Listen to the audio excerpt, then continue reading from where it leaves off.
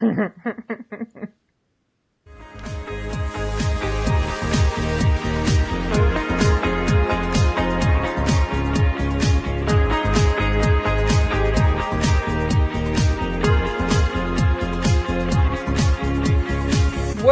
to LOA Today. Walt Thiessen and Alyx King here. Today is Wednesday, April the 3rd, 2019. It's 8 a.m. in New York. It's 5 a.m. in Los Angeles. It is, let's see, what time is it? 1 p.m. in London. Sydney, Australia is around midnight. Wherever you are in the world, thank you for joining us for another episode of LOA Today, your daily dose of happy. And I'm just happy we're on the air. I mean, we're 10 minutes, 11 minutes late here because Facebook said, you know what, I don't really want to do this today. Can we do this tomorrow? Facebook said hashtag nope. Hashtag nope, that's right. or like the joke that I shared with you before the podcast, which is older than I am, and that joke is today has been canceled due to lack of interest. You know, when you get that notification, you know you're off to a bad start, right? But fortunately, we found a solution for Facebook's problems. We basically wiped it out of the browser and everything else. And once we wiped everything out of the browser, everything worked. It's kind of like, it was like memory erase, you know? Okay, forget everything. Oh, okay, I feel so much better now. Exactly. Right? Exactly. Get all the issues out of the way just by forgetting. Yeah. That's what happens with birth, isn't it? When we come here, we forget about everything. Yep. Everything. You know? Mm-hmm. Now I'm beginning to understand why. It's a reboot. It's a reboot. That's exactly what it is. Oh my goodness. Well, anyway, we're here. We're doing the show. We're getting started. People are starting to stream in, so life is good. They're sprinkling in among the crowd. They're sprinkling in. That's right. Yes. Well, you're getting more than a sprinkle there in the Hyannis area, aren't you? You're getting kind of a downpour today. Oh, we're getting a little more than a sprinkle. Let me tell you. Yeah. Well, that's okay. It keeps you inside. Like you have any trouble with that, but you know. Keeps me inside. So how are you this morning? What's going on? I am so awake.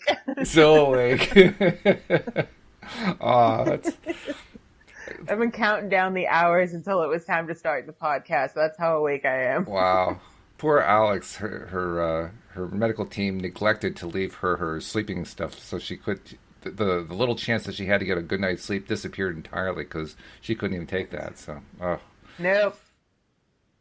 But you did a lot of social media. You caught up on all your social media. Caught up on all the social media. Mm-hmm. Yep. So that's somewhat good, I think. I hope. Yep.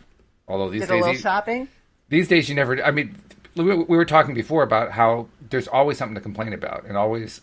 You know, if there's not something to complain about, then people find a way to complain about it. They invent something new to complain about, right? You know, so I think I'm noticing a trend here in our own conversation. We're coming up with things to complain about. We should probably shift that. What do you think? Yes, let's to make it positive. So let's start again. Welcome to LOA Today. Right, you start the day over, right? If it doesn't go right the first time, you just start all over. Give it a reboot. That's right. A reboot. So anyway, today will be a Q&A for those who are listening to the live stream of the show. And good morning, Amy. We see your note. So feel free to chime in with any questions you want us to address. But meantime, we'll just kind of do our usual little chatting routine about whatever topics come to our mind. We are getting closer and closer. We're not there yet. We've got quite a bit of work left to do, but we're getting closer and closer to the day when we are able to announce the release of our fiction podcast. We're taking the baby steps. That's what you have to do, right? You take baby steps forward. We're taking baby steps, but we're moving there. We're moving closer and closer. So that's something to look forward to. That's a happy thought, getting that first episode out. I saw something on Facebook yesterday. I don't know if you've seen these before. Somebody has come up with a new way of telling a story on Facebook it's kind of like reproducing like a text message series, a thread, and they show you the thread one message at a time. That's their way of telling their story, which is clever, but I also found it's pretty boring. And it doesn't help if the story itself is boring. But what was interesting is this story, somebody was advertising it on Facebook. It wasn't just a post. It was a sponsored post. And, excuse me, I've got stuff in my glasses. I hate when that happens. The post had like 750 comments on it. And about 9/10 of them were, well, that's 5 minutes. I'll never get back again. That kind of thing. They were just rejecting it outright. Terrible, terrible, terrible. All that kind of stuff. The other 10% where people were saying, I loved it. I thought that was really interesting. Really? Yeah. You don't usually see that. It's usually everything goes one way or everything goes the other way. But there was disagreement. And people having different opinions about it. Some people loved it. Most people hated it. And when I added it up at the end of the day in my head, I realized, well, that's like 10% of the population was liking it or even loving it. And then I realized that's not so different from television. That's not so different from, radio. That's not so different from podcasts. That's not so different from any of it. Because most shows that are out there of any kind, there is the minority who love it, and then there's the majority who says, go away, I can't stand you. Right. So once again, there were two things that I took away from it. The first one was, now remember, this is an advertised post, right? Yeah. And it had a huge amount of interaction, most of it negative, but the people who didn't like it, they took the time to interact with it. In fact, a number of them even took note of the fact that I just wasted 5 minutes, and what's even worse, I actually responded to it. Yeah. But the point is, they responded. They responded to this Yeah. thing. And I'll tell you, the story that they wrote was really bad. It really was not very good at all. I mean, it wasn't even well thought out. That was the worst part. But Yeah, see, I hate that. But it was supposed to be a thriller.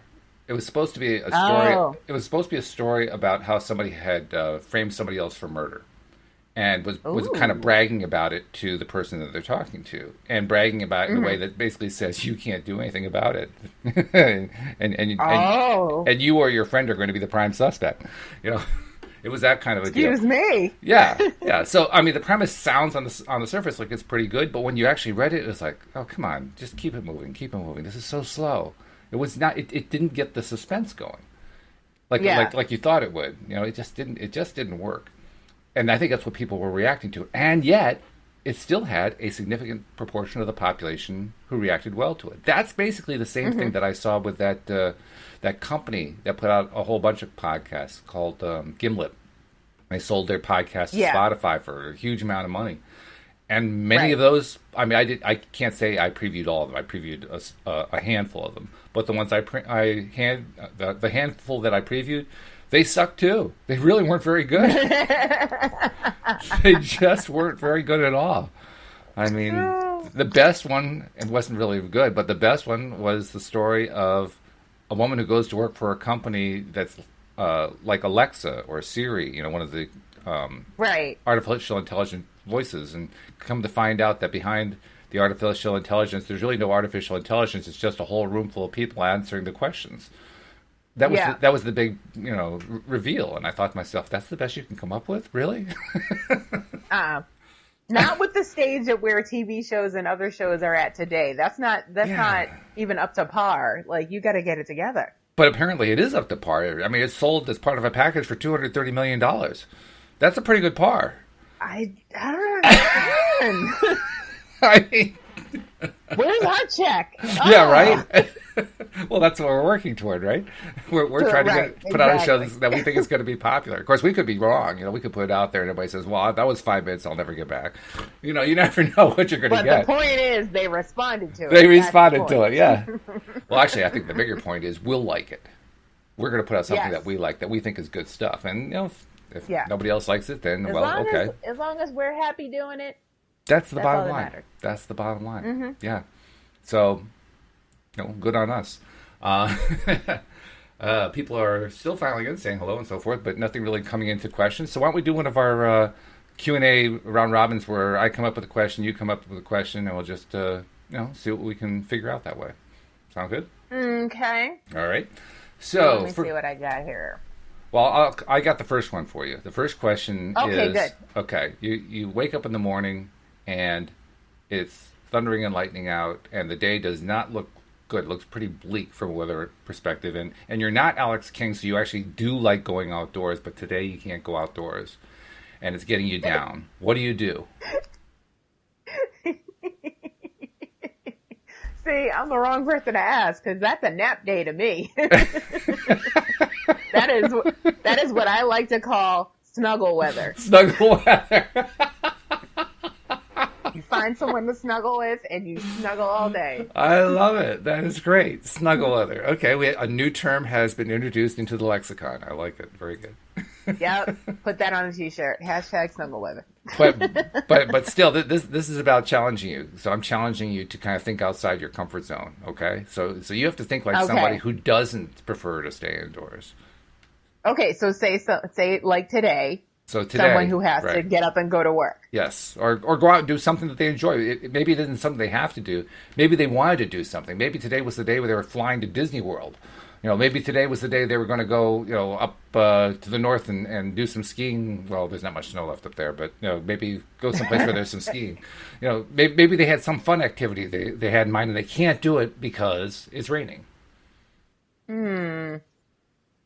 Well, I say you have to replace it with another activity that you enjoy doing, whether it's just going to have to be an indoor activity because of the weather, and whether it be in your house or indoor somewhere else. Like, if let's say you were planning to take the family to go play mini golf, well, you can't do that in the rain, so maybe you guys should go see a movie. Yep. So substitution. Not always easy, but yeah. Yeah. Because I can think of a time when I guess I must have been 8 or 9 years old, and people listening can begin your booing now because I'm a Yankee fan. I have been all my life. So thank you very much. Appreciate that.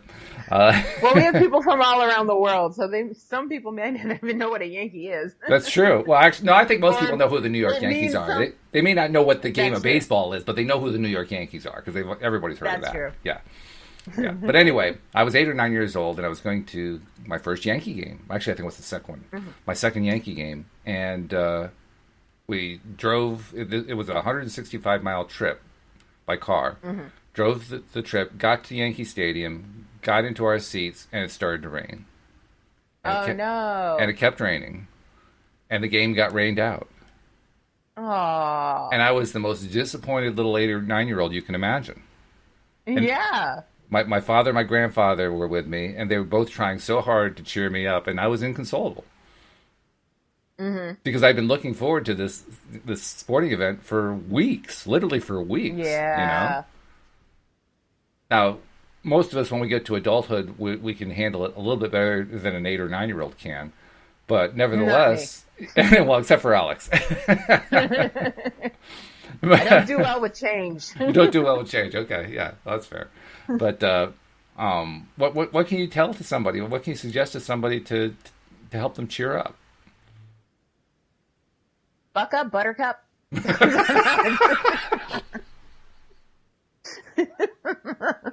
Buck up, Buttercup. Well, there it is. That's the scientific explanation that we're looking for. And that's the technical term. The technical term, right? Buck up, Buttercup. Okay. Well, then I'll leave that one there, and I'll say, Alyx, it's your turn to come up with a question. This constantly 8, 9-year-old is just sitting there, just saying, "Oh God, I'm just so depressed." And Alyx tells me to buck up. Thanks so much. Okay. I know that's the worst thing to do when someone is upset, or it's like they say when a woman's mad, the last thing you want to do is tell her to calm down. Yes, right, exactly. Yes, that's the worst thing you can do. So, my question is, what do you do when you feel like you have a giant rain cloud over your head? Well, you mean like, there was actually a cartoon many, many years ago that had just that. Yeah. It was called Sad Sack. Was it Calvin and Hobbes? Well, no, that also had the same idea in there, but it preceded Calvin and Hobbes. It was called Sad Sack. And this guy literally walked around with a cloud over his head with little raindrops coming out of it. Oh, I was thinking of Eeyore. Well, Eeyore, okay, yeah, yeah, very depressed. So how do you cheer yourself up and get rid of the negativity that's surrounding you? That's where I have my list. I have a list of well, it currently has 16 items on it, but that's actually an undercount because one of the items on the list is the collection of processes that you can perform that are in the back of the book asking it is giving, which is itself a list of 22. So 22 plus 16, that's 38, and plus there's some that aren't on there. So I just go to my list and doing quick math. Oh, I'm pretty good at math. I'm very quick. Yeah, I've been able to do that all my life. I would have needed a calculator and a pen. I would have been here for about 20 minutes. You and my wife. Well, actually, what she really does? She comes to me and says, "Well, what's 16 plus 22?" And I'll tell her 38. Oh, thank you. Exactly.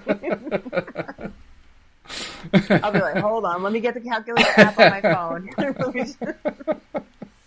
Give me a minute. No, you can't stand on the computer. Okay, my cat decided who's going to walk across the keyboard. No, I mean, that's what I do. I go to my list and find something on that list. This is a list of things that in the past I've been able to successfully use to help myself pick myself up, to get into a better feeling place. And I can, without even looking at it, I can tell you what my top 2 items are. They're go out for a walk and listen to some music that I like. I have a positive music list on my phone. Listening to music is always a good thing. Yeah. Especially if you have a good playlist. I have a cheer up playlist. Yeah. I have a playlist for every situation. I'm sure you do. You have playlists for playlists that need playlists. I mean, you probably have playlists that just kind of serve other playlists. I don't actually get listened to. I get played by playlists. I have a playlist for when you don't want to listen to any other playlist. I love it. That's great. Called the Eclectic Album. Good. That's good. Good name. I like that. But yeah, music is, I mean, I think part of it is because I am very attuned to sound. Audio is my strongest sense. Sound is my strongest sense. But, oh boy, all I have to do is just listen to music and it just completely transports me, no matter where I'm feeling, no matter how depressed I am. I won't say that if I'm depressed, it'll make me happy. What it will do, though, is it'll raise me on the scale. And that's what I'm looking for anyway. Right? Yeah, as long as you're a couple steps up on the scale. Then you're better. That's feeling better. Yeah. Yeah. Which reminds me of something. So what's the name of your list? The positive music list. That's what I call it. Well, not your music list. The list that you use to it's my buck yourself up. It's my feel-good processes list. Feel good processes list. Yeah. That's a long hashtag. Well, you can shorten it. It's okay. Feel good list. People are saying, hashtag, what's she doing? Alyx actually comes up with my hashtags for the shows, which is really, really helpful, and I appreciate that. But that's what she's doing. She's coming up with the hashtags. Every little bit helps. It certainly does. Shelley actually shared a couple of 3 ideas about what she does. She says, go thrifting for things to sell. When in doubt, go thrifting. That's definitely right up her alley. Because she's a person who buys and sells retail on eBay therapy and so every time. Yeah. She also says, get grateful and do some little thing that feels good. Absolutely. Yeah. Mm-hmm. And she said, I just watched a video on quantum jumping. Fascinating. You should all check it out. Quantum jumping. Okay. What is quantum jumping, Shelley? I mean, I guess quantum jumping kind of sounds like quantum leaping. So I imagine that's what I assumed. It's kind of in the same ballpark, I would think. But you're right. I haven't heard that particular phrase either. So maybe it's a little bit different. I don't know. I mean, because I love that show. The show Quantum Leap? Yeah, I did. Mm-hmm. Yeah, it was classic. Mm-hmm. I like the concept of quantum leaping. What situation is he getting into today? Not so much the way they portrayed it there, but just the way it's often portrayed by coaches and so forth, the concept of quantum leaping. Because a quantum leap is a way to make a major shift, a major change in who you are and how you look at the world and what kinds of results you get when you try to put your stuff out there. You try to put your manifestation requests out there. When you can do that kind of big quantum leap, you get big results. But there's also a whole lot of growth that gets involved in that. So, it's kind of a two-edged sword, on the one hand, on the other hand. But, quantum leaping it's a cool concept. It's kind of a daring thing. It's like a truth or dare kind of thing. I dare you. Go on. Try it. Go ahead. Try it. I dare you. Do it. I dare you. Oh, man. Okay. Let's see. So it's my turn because I still don't see. Oh, wait a minute. Shelley actually shared some more information, I think. Oh, this is oh, okay. Get in tune with your doppelganger that's doing what you want to be doing. Ask them questions and become that. Wait, what? Read that again? Getting in tune with your doppelganger who's doing what you want to be doing, and then ask them questions and become whatever that is. Touché. That's a clever idea. I like that. Yeah. That's another way of saying, ask inside. Yeah. Get higher guidance or whatever you want to say. Yeah. Or your inner Walt. My inner Walt, yes. My inner Walt is the one that I trust. Bud, you can't stand in front of my monitor. He does this every time he wants attention. Come here, you. We need to see things and talk to people. So That's you right. can't do it. And of course, as soon as I pick him up, he gets up and leaves. So he's a little bit of a contour cat. It looks like you're making the whole thing up because he's like, no, I'm not on screen, but I'm totally in your way. Yeah, that's right. Every once in a while, I mean, I know that things are getting bad when he starts chewing paper because it's not that he actually likes to eat paper. He does it just to annoy us. I mean, literally, that's the whole point, and just to piss us off. I've never seen that. Have you ever seen an animal chew paper? Yes. My dog. Your dog does it. Okay. Yes. Yeah, it's pretty strange. So, oh, good. He's decided to go entertain himself by looking out the window. So he's good for the next 20 minutes. Cats and windows, man. That's right. Okay, next question here. Let's see. All right. Well, then as a follow-up to the question you asked me, when you have a need to get into a better feeling place and you try something that generally works for you and it doesn't work, what do you do then?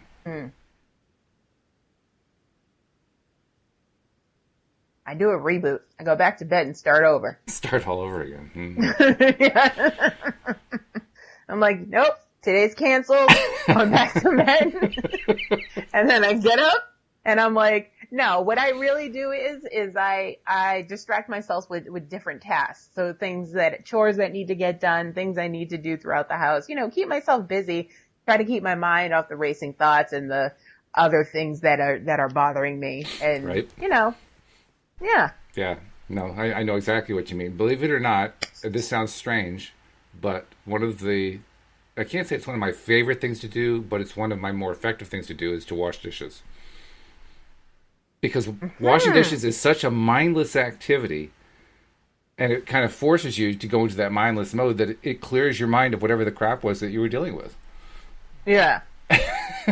Which is strange, because it's not like it takes a whole lot of thought. I have to think about how to wash the dish. No, it's not like that, right? Well, see, I feel like if I was washing dishes, because I don't wash dishes, but I feel like if I was washing dishes, it's such a mindless activity, my racing thoughts would take over and it would be even worse. Wouldn't you think that would be it? I agree with you. But that's not what happens. Huh. That's not what happens. No, it becomes therapeutic. Therapeutic soap. Okay. Especially when you have, the warm water on your hands and so forth. Like, oh, yeah. This is nice. It's almost like a meditation.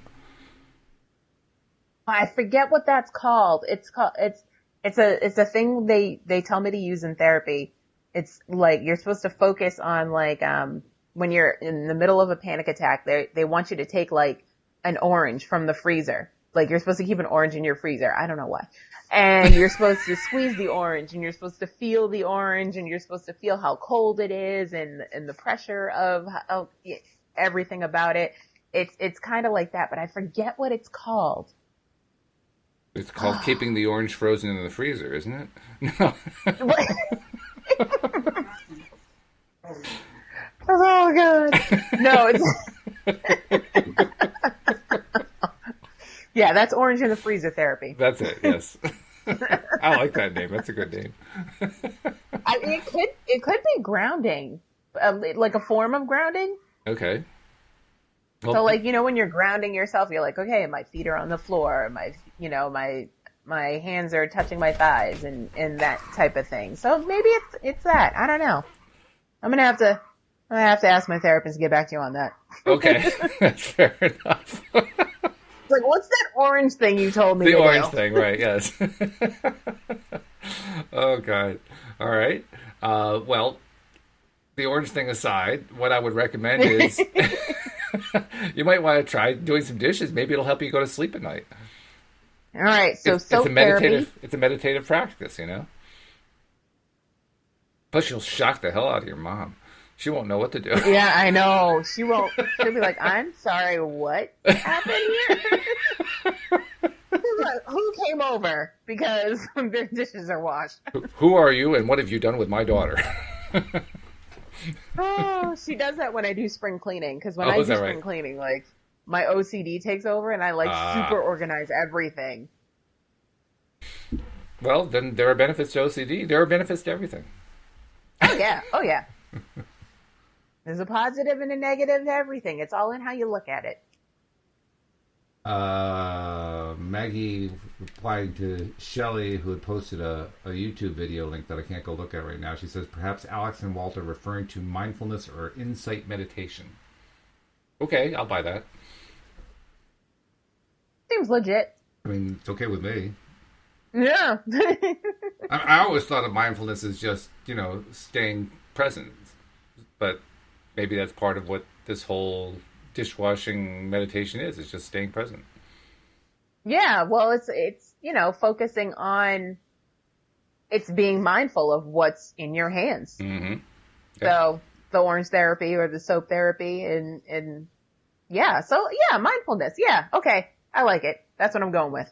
The other thing about this, I can't believe I'm talking about washing dishes. The other thing about dishwashing is that I find it's a great way to release feeling pissed off about something.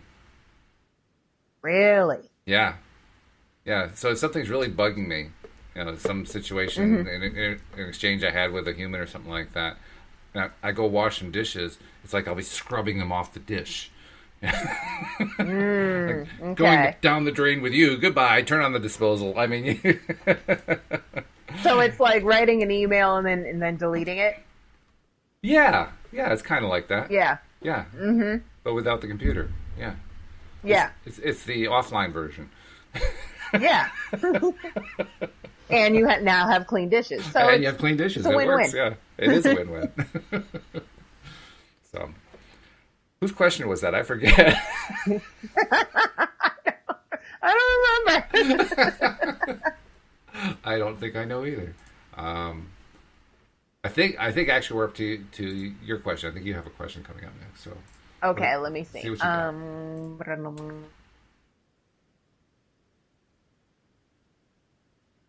I already talked about negativity. Maybe we should go the other direction. What do you do about positivity? I mean, bask in it. What do you... Hey, it's a legitimate question. What? There are a lot of people who don't know what What to do do with you positivity. Seriously. Okay, then let's talk about it. What do you do when everything's going your way? Celebrate. And that's the Yeah. point. That's not, Steve Rowell and I talk about that a lot. How we don't celebrate enough. Mm-hmm. And if we did celebrate more good things would come our way. Yeah, that's true. And you have to kind of make a big deal about stuff, Mm-hmm. Mm-hmm. It's like, oh, I just got the groceries. Woohoo! Yeah, all right. You have to turn it into a win. You have to, because otherwise, there are all these little things that happen that are really cool, and we miss most of them because we just get, okay, I got the groceries done, great. We lost all the emotional power of that. Yeah, You know? that's sad. I just had a phone call from my friend in Japan. You talked about how your friend and you talked overnight, right? Well, that was an important thing. Did you celebrate it? Yeah. No, I didn't. That's my point. We miss these opportunities to celebrate. Yeah. So it's actually important to pay attention to the good things that happen. Because when we celebrate them, well, we do a couple things. First, we continue to focus on them, and we know what the importance of that is. And secondly, we build the momentum of them by focusing on them. I think we forget to do it with the things that we do so often. Oh, yeah. Yeah. Like you said, when I was talking to my friend in Japan, like I do that at least 3 or 4 times a week. So, no, I didn't celebrate it because that's just my morning. So there's 3 or 4 times where, you missed an opportunity to feel better about stuff. It was a great opportunity, too. That's the point. We have all these opportunities that happen throughout the day. All we have to do is take advantage of them. On the other side, last night I talked to my cousin, who I hadn't talked to in a couple of weeks, and I did celebrate. I was Mom, I talked to Dennis last night. We had a great conversation, blah, blah, blah. Everything's great. Yeah. So, but it's the little things, but also, the things you don't expect, or the things you don't do so often.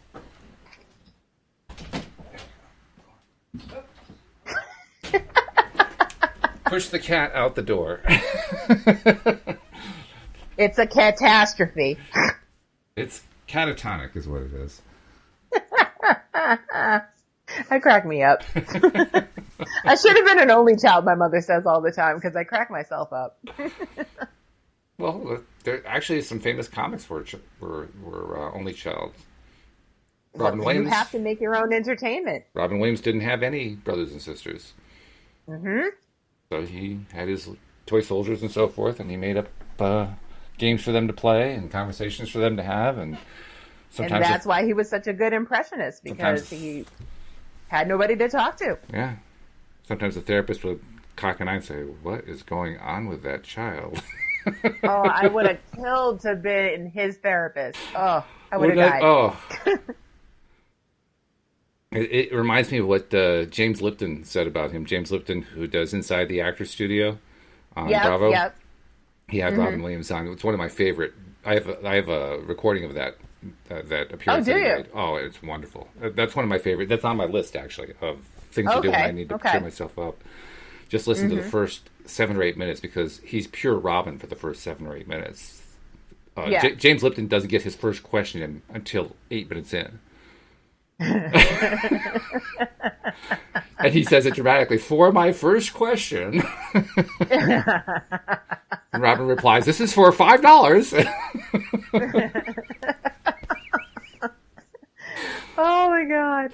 But yeah, it can be draining though, being on all the time.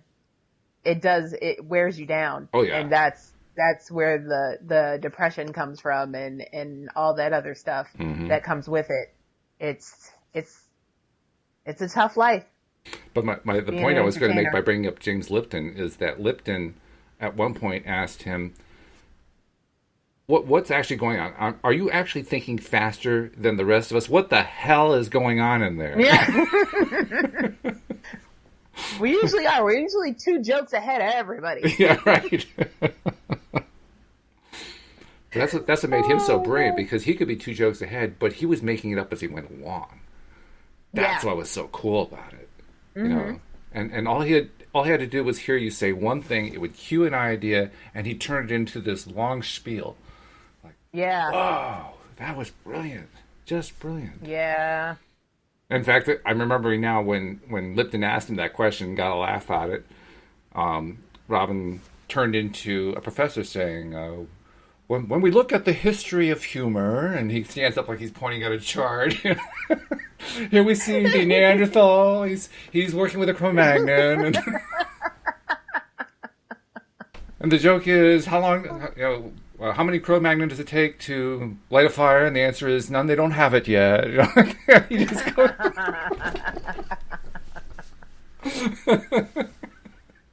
Speaking of lighting fires, I saw a meme on Facebook for Autism Awareness Day, and it said the first caveman to light a fire was autistic, because nobody else knew what to do. I love it. That's good. Kind of ironic, really, because if that was true, he was the one who we would label as autistic, but everybody else was looking at him like, what is he doing? And they just had this dumb look on their faces. That's what it's like. You know? He probably had his specific interest was rocks, and he just decided, I'm going to play with these rocks, and fire. Hello. Which makes me I wonder. call you fire. Which makes me wonder, who's the autistic one? Is it the guy who's playing with the rocks, or is it the people who are all staring at him playing with the rocks? Which one are the autistic Well, ones? that's the argument we have all the time on the autism page is who's in the right here, the neurotypicals or the neuro differences? Different. I forget what the word is, but yeah. But yeah, so it's like, who's really the normal ones? And I use that in quotation marks. Yeah. Well, Joel often talks about how his ADHD works to his advantage. And he loves being ADHD. He thinks it's the best thing in the world. Best thing since sliced bread, really, just because it gives him the ability to focus on what he wants to and to not have to focus on what he doesn't want to. And he's right. That is a tremendous ability. That's a superpower, really, right there. Yep. So that leads... talk about queuing ideas. That leads to my next question. What are your favorite superpowers for you to have? Wait, okay. Do you mean like the ones that I possess or that I wish I had? Yes. It's free form. You can answer it any way you want to. Ooh, you just opened Pandora's box. Okay, Well, that's the whole point of this, see. to get the conversation going. Superpowers let's do wish I had first. So superpowers I wish I had.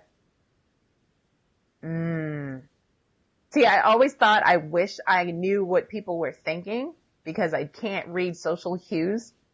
But then I picture myself walking around like going like this because everyone's talking at the same time and I can't focus and all I can hear is everyone's voices.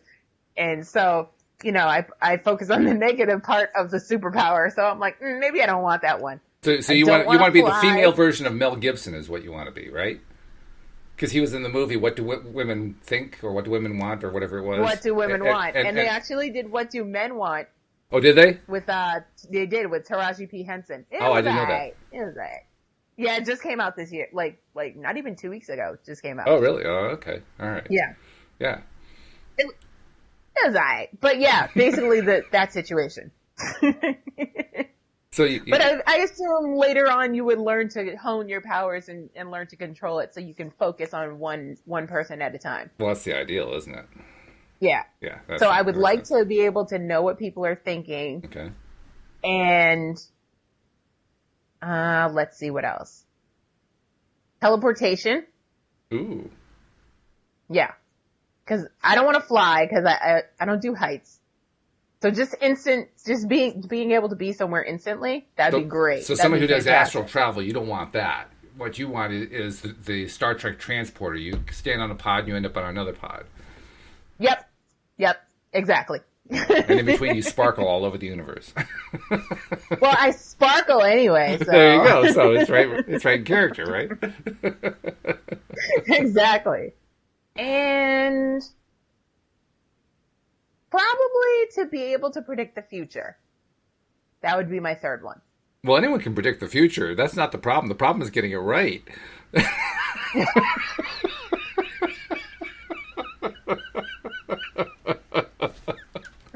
Oh my God. Lots of people predict the future. They're just wrong most of the time. I mean, you got psychics who predict the future. You got stock market watchers who predict the future. You got business analysts who predict the future. I mean, you got all these people predicting the future, and they're usually wrong. I mean, for most of these people who predict the future, you could take what they say and invest in the opposite side and become a millionaire. I mean, that's the way a lot of this stuff works. That's true. That's true. That's why the few who actually get it right make millions of dollars with selling their newsletters. Oh, here's what I'm predicting. You'll get it right 68% of the time. I don't know. Nostradamus got it right most of the time. I'm not really sure what he actually predicted, to be honest. I mean, I know I've read his stuff, but after I read it, I say to myself, what does that actually mean? What is he actually saying there? You know who gets it right a lot of the time? Who's that? The writers on The Simpsons. Well, that's easy. They already know what's going to come up next. That's the whole No, point. but I If mean, you're the like script writer, you already know what's coming up. no, the stuff that they predicted, like they predicted Trump winning the presidency like Oh, 12 oh, years oh, ago. oh, I see. I see. Yeah, that type of stuff. Do you think that they actually wanted to predict that? I don't think they wanted to. I think they just said, what's the craziest thing we could come up with? And holy crap, it came true. A lot of shows have done stuff like that. I mean, look how much stuff that was considered science fiction when Star Trek first came out is now part of our life. Yeah, that's true. I mean, we have medical scanners. We have communication devices Yep. we can hold in our hands. We even had flip phones that were just like the way the communicator opened up. You know, we really about the only thing that we lack is the transporter pod, which is what you were asking for. Other than that, That's all I'm saying. that plus ships that fly at faster than the speed of light. But besides those two things, we got the rest of it. Well, who says we don't have those and just nobody told us yet? We're just not on the cool people list. So are we going people to that know about it? Are we going to Area 51? Is that what you're saying? Or did Area 51 come to us? Let that marinate. Okay. This is how conspiracy theories are created, folks. Mm-hmm. They are created by doing tremendous amounts of invested research. I feel like something did happen at Area 51, and now we just spent this whole entire time reverse engineering what landed, and we've already figured it out. We're just not on the cool people list. So you're an advocate of the theory that we live in the Matrix? To a point. Because I do feel like they made that movie so that we wouldn't believe that we were in the Matrix. I thought it was the other way around. You know what I mean? Like, oh, it's a movie, so it's got to be science fiction. You know what I mean? Yeah, but look how many people look how many fans of the movie have come to the conclusion that we do live in the Matrix because they saw the movie. Yeah. Mm-hmm. So if that was their intention, they got the opposite effect. Yeah. It kind of backfired. Yeah, a little bit. but do you? I guess you don't really totally buy into the idea that we live in the Matrix. No. Okay. I don't believe I'm really in a pod somewhere. And this is just a shell. So you don't feel like there's somebody sucking your energy out of you for lunch. No, I'm pretty energized all the time, so I don't think so. Okay. So there it is, QED. We are not living in the Matrix. We've just proven it. You know why? Because Alyx is always right. Alyx is always right. You've been wanting to write that hashtag for a long time now. One day it will apply, and I'm going to use it. Oh, we are in our silly mode today. This is good. This is healthy. Silly is a happy thing. I might change my name on the bottom of blue jeans to Alyx is always right. Okay. Okay. Well, there's room for it. Why not? Yeah. I'm gonna. Totally gonna. I might change my Instagram name too while I'm at it. I love it. So have we covered all your desired superpowers? Those are my desired ones. Now, the superpowers that I possess are manifesting. Yeah. Is obviously one of them because I'm obviously good at it because everything works out for me one way or another. Mm-hmm. Let's see, what else am I good at? Well, focusing. I mean, if you're good at manifesting, you're good at focusing. I'm not good at focusing though. I think my subconscious is though, because it stays focused on dumb things. I mean, because if you're manifesting what you want, you're focusing. You can't really manifest it without the focusing. You have to. Well, I feel like I have a third brain that's doing the work for me. Like there's my conscious, my subconscious, and then something else. I don't know what to call it, but it's doing all the manifesting. Well, maybe it's your inner Alyx. Oh. I mean, that could be it. Yeah. It could be. Yeah. So manifesting is something I'm good at. Taking lemons and making lemonade is something I'm good at. Yes, you certainly are. Mm-hmm. I second that one. I will vote for you on LinkedIn for that particular skill. I have never been on LinkedIn, nor will I ever be. I have been on LinkedIn, and I can tell you it's just as boring as you imagine that it is.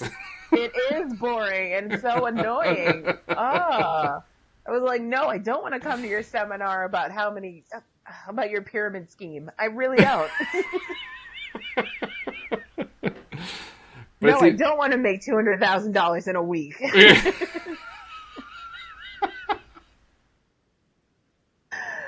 How do I become my own boss? I'll tell you.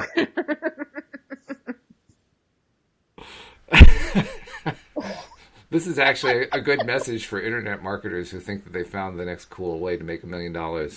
Pay attention to Alyx and rethink. Because Alyx is always right. Alyx is always right. That's right. Oh, wait. That's it. I'm putting the hashtag. There it is. It finally made it. Hooray! Shelley added, the pod is your soul and the body is your shell. Wait, what? The pod is your soul and the body is your... Okay, I can ride with that. I can ride with that. Okay. All right, so what other superpowers do you have? My third one would be...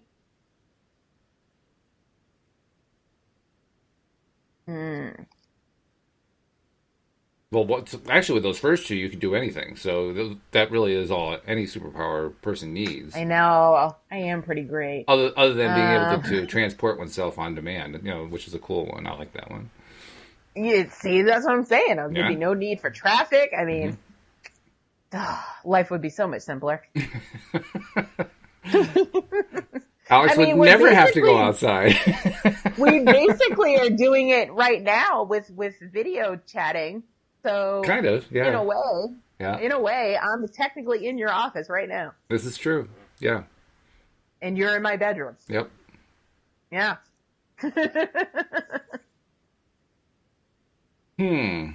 Because I'm asking myself, what superpowers would I want? And I think I already have them, like you were saying. I think it's about being able to manifest, being able to focus. Those are the two big ones. One of the ones that I've most recently learned, recent being in the last 5 to 10 years, is that I have control over my emotional response to any situation. That was a big one. That was a breakthrough for me. I'm trying to think of a situation. Yeah, I do. We all do. Yeah. Yeah. The hard part is remembering and realizing it, recognizing it. Yeah. Noticing that it's true. Yeah. Because, for the longest time, for years, I really thought that my response to any situation, emotionally speaking, was dependent on the person who was giving me the lead or was, the situation was dictating to me how I was going to feel. I didn't realize that I actually controlled my response.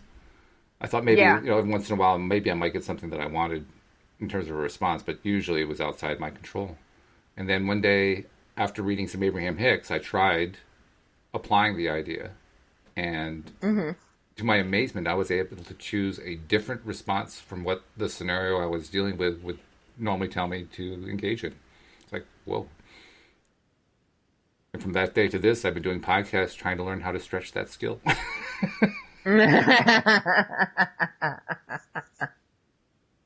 Because it's powerful. It's very, very powerful. That actually corresponded with, you talked about people who try to sell you pyramid schemes and make $200,000 in a minute and that kind of thing. It corresponded to this whole idea of being able to control your emotions helped me to understand how the sales process works, how marketing works. Because I've been studying that. I've been doing marketing. I've been studying it. I've been trying to learn it, trying to get my head around the whole thing. So I really, really got it for years. Yeah. But what was my breakthrough? What made the whole thing make sense to me was I finally realized every single selling situation, every single transaction happens first and foremost on an emotional level. Yep. And I didn't know that. And when I finally got that, I said, holy crap, it's really true. And I started working all the iterations, all the different ways of playing it out. And my God, it really is true. And then I started to sell it to my clients and they weren't having it. because they didn't believe it Oh, any more than I geez. did. Well, if you take, for example, there's a commercial that just came out about, I think it's a Subaru commercial, and it's talking about the safety, how safe their newest car is. Mm-hmm. And they're like, when you're worried about your irresponsible teenager texting and driving, and they have all these features that keep you focused on the road. Mm-hmm. So yeah, emotionally, you're like, oh yeah, my teenager just started driving and I'm very nervous about it. So they get you. Mm-hmm. And then they're like, yep, I need a Subaru and I need Exactly. all those features That's because right. my kid is going to crash this car. Exactly. Yeah, that's Yep. precisely how it really works. The example I like to give, I use this a lot with my clients when I was trying to encourage them to buy my marketing services, which interestingly enough they wouldn't do. I think it was because I didn't really believe in my marketing services enough. But anyway, I would tell them the story, which was a story I'd heard. I hadn't made it up. Guy goes into a car dealership because he needs to get a new car for his family, and he goes in, and in the showroom there are two cars on display there. One is an SUV, very practical. It's got all the right features and so forth that a family would want, and the second one is a red convertible sports car. Oh, the ultimate dilemma. That's a tough dilemma for him. He's looking at that sports car and he's just imagining Yeah. himself flying down the road and the wind in his hair and all that kind of thing. Top down, beautiful summer day. And then he looks at the SUV, so boring. And he thinks about the sports car. The salesman comes out and sees how he's reacting and says, oh, you like the sports car, huh? Yeah. Oh, boy. I can just imagine myself driving that. They have a long conversation and the guy ends up buying the SUV. Yeah. And when I tell that story to my clients, I'd say, do you know why he bought the SUV? And their answer was invariably, well, he had to buy it for his family. I mean, he had to go practical. He had to do the practical thing. He reasoned it out, and he logically came to the conclusion the SUV was going to be much more practical for his family than the sports car was. I said, yes, that's what most people would say, but you're absolutely wrong. He bought the SUV. Really? He bought the SUV because he loved his family more than he loved the sports car. It was love, not practicality, that led him to buy the SUV. Yep. That's a hashtag. That's a hashtag. I love it. But isn't it true? When you really look deeply at every single situation where you buy a stick of gum, anything, it's always emotion that drives it first and foremost. And then the rest of the time is spent rationalizing it. Yeah. On some level, I emotionally want this thing. Now I got to convince myself that it's okay. Yes, I have buyer's remorse all the time when I buy something. It could be $10 socks, and I'm like, did I really need to pay $10 for socks? Could I got them cheaper somewhere else? Should I take them back and see if they're cheaper somewhere else? And then I'm like, that involves going outside. Forget it. I just spent $10 on socks. Let it be right with my soul. You mentioned that I'm good at math. I've actually gotten to a point at times where I was asking myself, okay, like I want to go get some gas, but I could have gotten the gas 10 cents cheaper if I'd driven 5 miles to do it. Yes. So if I got it 10 cents cheaper and I put 10 gallons in my tank, that would have saved me $1. But the time that it would have taken me to go from here to there and back again would have been at least a half an hour at $100 an hour that I think I'm worth. That would cost me $50. So I would have spent $50 in order to save $1. I would go through that kind of calculation. Well, not only that, but the amount of gas that you're using to go to the further gas station. That has to be calculated in, right? Yeah. So all these ways that I'm trying to justify to myself not going to the gas station to save myself $1, Whoa. I don't know. $1 is a lot for gas. I would definitely go further. If it was like 20 cents, I'd be like, okay, but a whole $1? Yeah, I'm going. Oh, I figured out my third superpower. Oh, what's that? The ability to make people laugh. Oh, I agree with that. That is a superpower. And it's a wonderful one. And you have it in spades. It is. Which is good. Thank you. Yeah. I try. Yeah. Well, that's why we get the big bucks doing this show. Yeah. Not just doing this out of the good kindness of my own heart. That's right, exactly. This is where we need to have a little sign that shows up on the video saying, sarcasm, sarcasm, sarcasm. Especially for people like me. I don't get sarcasm unless I'm the one doing the sarcasm. That's right. Social cues. Social cues needed. They are important. They really are, yeah. That and understanding who the joke is on. Yeah. Right? Because if the joke is on someone, this is the rule I follow. I don't know if you follow this rule, but this is the rule I follow. Mm-hmm. If the joke is on someone and that person isn't laughing, then my rule is that the joke wasn't funny. Mm-hmm. They have to be laughing. They might just not have got it right away. They might not have got it, or they might have gotten offended. True. You know? So, yeah. But if they're laughing, then it's funny. Okay. My rule is you never make fun of something that someone can't help. That's a good rule. I like that. So if they're like, if it's something to do with the way they're born, you don't touch that. Unless, well, there's an exception for me. The exception is if they make reference to it themselves. Well, then you can laugh along with them. Exactly. But you can't make the joke. Well, you can piggyback on their joke, too. I don't know. No? Okay. I don't know if I would touch it. I don't know if I would. The ethics of joke telling. Because sometimes people make jokes about themselves, because they have low self-esteem. So you piggybacking on that is gonna, later on they're gonna be thinking. You have to read the situation. You have to kind of evaluate where that person's coming from. Exactly. Yeah. Exactly. Yeah, like, do they really not care if I say anything, or is this really going to hurt their feelings later when they think about this? As usual, context is everything. Mm-hmm. Yep, yes. It really is. Yes. So. Well, we are coming to the end of an hour. I want to make sure I get our announcements in. So, if you're not yet a subscriber to the podcast, please become one. It's real simple. We get the links into almost all the places where we're putting in the descriptions for each of these topics that we discuss. But if you can't find the links, just go to the homepage of the website, loatoday.net, and right at the top, you'll see a great big icon with text in it that says, click here to subscribe with, and it'll tell you what kind of device you got there. Because it detects it automatically. You just click it, walk through the steps, and just like that, you're a subscriber. And then after you subscribe, of course, make sure that you listen to all the episodes and that you're sharing on social media and with your friends in other ways too, even on, that archaic method known as a telephone call. Whatever it is that you're doing. Make sure that you're sharing the fact that you're listening to LOA Today so that other people can find out about it. Subscribe and share. That's our mantra around here. And anything happening? Oh, what? Oh, and YouTube. Don't forget YouTube. Tell them about YouTube.